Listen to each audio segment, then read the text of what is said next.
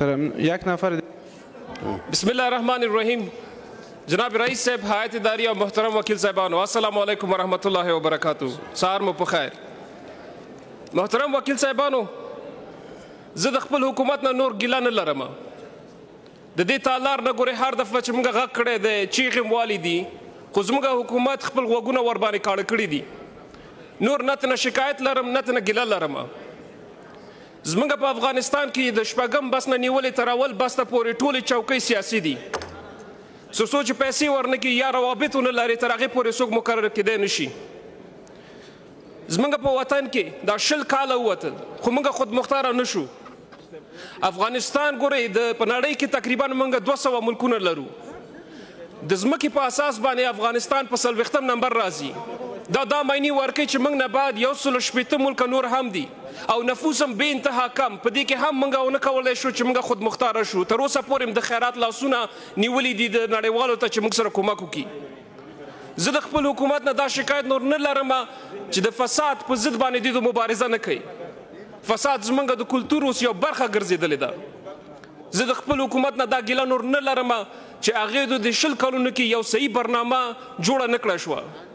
موږ داسې منطقې لرو چې هلته که چېرته یو مکتب ضرورت یا د 5 مکتبو ضرورت وي هلته 20 مکتبه جوړه شوي دي او چې چېرته د 20 ضرورت وي هلته 5 هم نه دي جوړ شوي.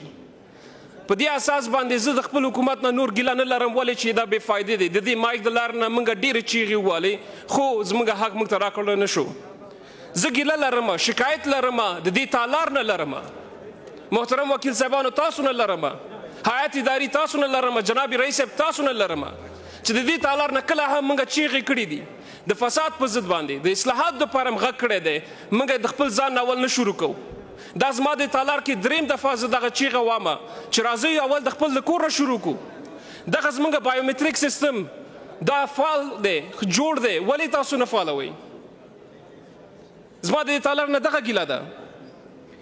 بله ګیله رئیس محترم، په نړۍ کې په کم پارلمان کې 3 ساعته مجلسي موږ هلته 9 بجې شروع کوو او تر 11-12 پورې زموږ مجلس خلاص شوی.